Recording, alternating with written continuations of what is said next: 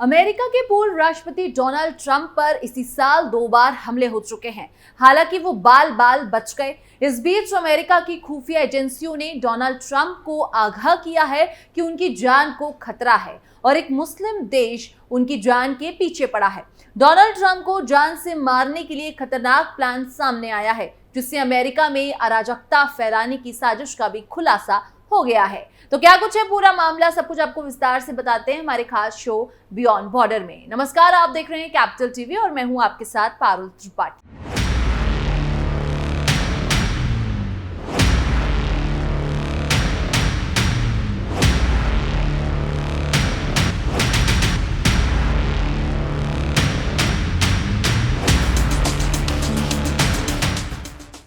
Trump को ही Iran क्यों बना रहा निशाना? ईरान बना रहा ट्रंप को खल्लास करने का प्लान। अमेरिका में नवंबर में राष्ट्रपति पद के चुनाव होने वाले हैं। इससे ठीक पहले रिपब्लिकन पार्टी के राष्ट्रपति पद के उम्मीदवार डोनाल्ड ट्रंप पर जानलेवा हमला हो रहे हैं। मंगलवार को अमेरिकी खुफिया एजेंसी FBI ने ट्रंप से संपर्क किया और उन्हें ये बताया कि ईरान से उनकी हत्या करने की धमकियां मिल रही हैं। ट्रंप के इलेक्शन कैंपेन से जुड़े एक अधिकारी ने न्यूज एजेंसी से कहा, राष्ट्रपति ट्रंप को मंगलवार सुबह राष्ट्रीय खुफिया निदेशक के कार्यालय द्वारा ईरान से उनकी हत्या करने की धमकियों के बारे में जानकारी दी गई, ताकि अमेरिका में अस्थिरता पैदा की जा सके और अराजकता फैलाई जा सके। अब मन में ये सवाल उठना तो लाजमी है कि आखिर ईरान ही क्यों और केवल डोनाल्ड ट्रंप ही क्यों? चुनाव में तो डेमोक्रेट पार्टी की उम्मीदवार कमला हैरिस भी मैदान में है। ऐसे में केवल ट्रंप को ही ईरान क्यों निशाना बनाना चाहता है? कुछ समय पहले इस तरह की खबरें भी सामने आई थी कि ईरान समर्थित हैकर्स चुनाव प्रचार के दौरान डोनाल्ड ट्रंप पर निशाना बनाते हुए कमला हैरिस की मदद कर रहे हैं। दरअसल इसके पीछे ट्रंप द्वारा साल 2020 में किया गया वो कांड मुख्य वजह है, जिसके कारण उस वक्त अमेरिका की सुरक्षा तक खतरे में पड़ गई थी। तब डोनाल्ड ट्रंप के आदेश पर अमेरिकी सुरक्षा बलों ने जनवरी 2020 में ईरान के सैन्य कमांडर कासिम सुलेमानी की हत्या करवा दी थी, जिसके बाद दोनों देशों के बीच टेंशन काफी ज्यादा बढ़ गई थी। यही वजह है कि ईरान ये चाहता है कि डोनाल्ड ट्रंप पर एक बार फिर से अमेरिका के राष्ट्रपति ना बने। ट्रंप के इलेक्शन कैंपेनर ने कहा कि खुफिया अधिकारियों ने पहचान की है कि ईरानी खतरे पिछले कुछ महीनों में बढ़ गए हैं और अमेरिकी सरकार के अधिकारी ट्रंप की रक्षा करने और ये सुनिश्चित करने के लिए काम कर रहे हैं कि चुनाव प्रभावित ना हो। ईरान ने पहले अमेरिकी चुनावों में हस्तक्षेप करने के अमेरिकी दावों का खंडन किया है। आपको बता देते हैं कि 2 महीने पहले भी एक मीडिया रिपोर्ट के हिसाब से ट्रंप पर हमले की जिम्मा ईरान को दे दिया गया था, जिस पर ट्रंप ने ईरान को दिया था जवाब। अमेरिका के पूर्व राष्ट्रपति डोनाल्ड ट्रंप ने ईरान को तबाह करने की बात कही थी। अपने सोशल मीडिया प्लेटफॉर्म पर एक पोस्ट के जरिए ट्रंप ने कहा था कि अगर ईरान कभी भी मेरी हत्या करने में कामयाब होता है तो मुझे उम्मीद है कि अमेरिका उसे खत्म कर देगा, उसे दुनिया के नक्शे से मिटा दिया जाएगा। ट्रंप ने कहा कि अगर ऐसा नहीं किया तो अमेरिकी लीडर्स को डरपोक माना जाएगा। दरअसल 13 जुलाई को ट्रंप पर जानलेवा हमले के बाद एक मीडिया रिपोर्ट में दावा किया गया था कि पूर्व अमेरिकी राष्ट्रपति को मारने के लिए ईरान में साजिश रची जा रही थी। अब आपको वो दोनों हमले बता देते हैं और उनकी पूरी कहानी भी। पूर्व राष्ट्रपति को कान पर लगी थी गोली। घटना भारतीय समय के मुताबिक सुबह 4 बजे की थी। तब अमेरिका में शाम के करीब 4:30 बज रहे थे। ट्रंप अमेरिका के पेंसिल्वेनिया राज्य के बटलर शहर में चुनावी रैली कर रहे थे। ट्रंप मंच पर आए, उन्होंने बोलना शुरू किया और तभी फायरिंग की आवाज आनी शुरू हुई। इसी के बाद चीख पुकार मचने लगी। ट्रंप चौंकते हुए दायां हाथ कान पर रखते हैं और झुक जाते हैं। इस बीच सुरक्षा गार्ड घेरा बना लेते हैं। ट्रंप खड़े होते हैं, कान और खून से सने चेहरे के साथ दाई मुट्ठी भींचते हुए कुछ कहने की कोशिश करते हैं। फिर गार्ड उन्हें घेरे में लेते हुए कार में लेकर निकल जाते हैं। इस पूरे मामले में गोलाबारी में रैली में मौजूद एक व्यक्ति की मौत हो गई थी। 2 गंभीर रूप से घायल हो गए थे। पेंसिल्वेनिया पुलिस ने बताया कि ट्रंप पर करीब 400 फीट दूर मौजूद इमारत की छत से फायरिंग की गई थी। AR-15 राइफल से 8 राउंड गोलियां चलाई गई।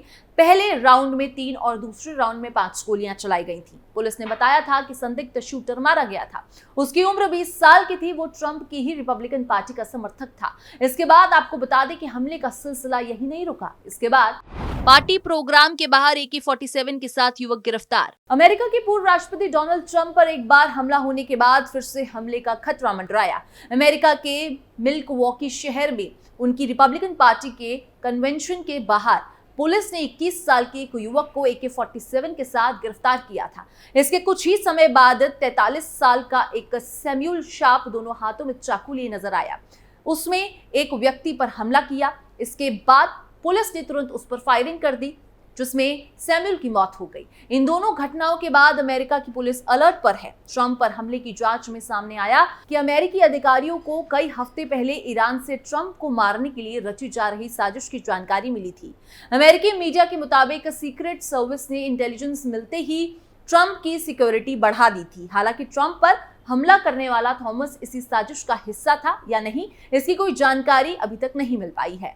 अमेरिकी सीक्रेट सर्विस ने दावा किया कि ट्रंप पर हमले की साजिश से जुड़ी जानकारी मिलने के बाद उन्होंने रिपब्लिकन पार्टी को लगातार रैलियों और अलग अलग राज्यों में चुनाव कैंपेन चलाने को लेकर चेतावनी भी दी थी। हमले की साजिश का सिलसिला यहाँ पर भी नहीं रुका।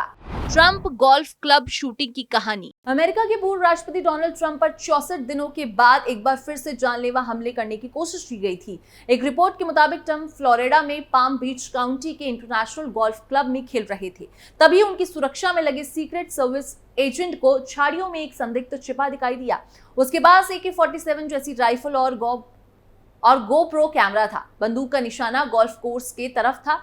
ट्रंप और हमलावर के बीच की दूरी करीब 300 से 500 मीटर थी। एजेंट ने संदिग्ध को देखते ही उस पर फायरिंग की, जिसके बाद वो अपनी ब्लैक SUV में बैठकर भाग गया। इस दौरान वहां मौजूद एक चश्मदीद ने संदिग्ध की गाड़ी की तस्वीर खींच ली। इसमें मिली नंबर प्लेट के आधार पर सीक्रेट सर्विस ने गाड़ी का पीछा किया और गोल्फ कोर्स से 60 किलोमीटर दूर हाईवे पे संदिग्ध को पकड़ लिया गया। इसी साल 13 जुलाई को अमेरिकी राज्य पेंसिल्वेनिया के बटलर शहर में चुनावी रैली के दौरान ट्रंप पर फायरिंग हुई थी। इसमें एक गोली उनके कान को छूते हुए निकल गई थी। ट्रंप के प्लान में नहीं था गोल्फ क्लब जाना। घटना भारतीय समय अनुसार रात को करीबन 11 बजे हुई और उस वक्त अमेरिका में दोपहर के 2 बज रहे थे। FBI को मामले की जांच की जिम्मेदारी दी गई थी। FBI ने इसे ट्रंप की हत्या की कोशिश बताया था। संदिग्ध को हिरासत में लेकर उससे पूछताछ की जा रही थी। संदिग्ध की पहचान 58 साल के रियान रॉथ के तौर पर हुई थी। सीक्रेट सर्विस ने जानकारी दी कि ट्रंप सुरक्षित थे। अभी तक पता नहीं चल पाया है कि ट्रंप पर गोली चली थी या नहीं। मीडिया रिपोर्ट्स के सूत्रों के हवाले से बताया गया कि ट्रंप का गोल्फ खेलने का पहले से प्लान तय नहीं था। जब उन पर हमले की कोशिश हुई उस वक्त ट्रंप के साथ रिपब्लिकन पार्टी के एक डोनर स्टीव विटकॉफ भी थे। ट्रंप वेस्ट कोस्ट का दौरा करने के बाद इस वीकेंड फ्लोरिडा वापस आए थे। यहाँ पाम बीच पर उनका घर मारे लागो है। तो इस तरह से अब तक ट्रंप पर 2 बार हमला और 3 बार हमले की कोशिश रची जा चुकी है, पर ट्रंप हर बार बच ही जाते हैं। इधर ईरान की बात करें तो ईरान ने इस वक्त इजराइल के साथ प्रत्यक्ष और अप्रत्यक्ष रूप से जंग लड़ रही है। ईरान का कहना है कि गाजा में हो रहे नरसंहार को अमेरिका से मदद मिल रही है। पूरे चुनाव अभियान के दौरान डोनाल्ड ट्रंप खुले तौर पर इजराइल का समर्थन करते हुए दिखते हैं। ट्रंप ने ही ईरान के साथ न्यूक्लियर डील खत्म की थी। इसके बाद ये बात सामने आ रही है कि हिजबुल्लाह ने हाल के दिनों में ईरान से इजराइल पर सीधा हमला करने के आग्रह किया है, लेकिन खबर के मुताबिक ईरान ने सीधे जंग में कूदने से मना कर दिया है और कहा है कि इजराइल के साथ लड़ाई का ये सही समय नहीं है। ईरान के राष्ट्रपति पेजेश्कियान इस समय UNJA के सम्मेलन में हिस्सा लेने अमेरिका गए हुए हैं और यहाँ वो ईरान से आर्थिक प्रतिबंध हटवाने के लिए विश्व ताकतों के साथ समझौता करने की कोशिश कर रहे हैं। इसी वजह से ईरान इजराइल पर हमला कर अमेरिका को नाराज नहीं करना चाहता है और उसने अपनी प्रॉक्सी हिजबुल्लाह को इस मुश्किल घड़ी में अकेला छोड़ दिया है। फिलहाल इस खबर में बस इतना ही। बाकी देश और दुनिया की तमाम खबरों के लिए आप देखते रहिए कैपिटल TV।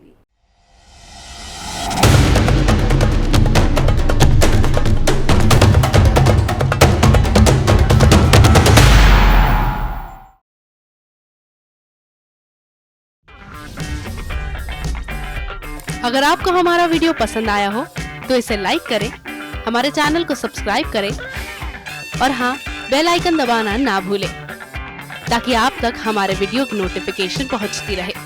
आप अपना सुझाव हमें कमेंट बॉक्स में दे सकते हैं। हमारे साथ जुड़ने के लिए शुक्रिया।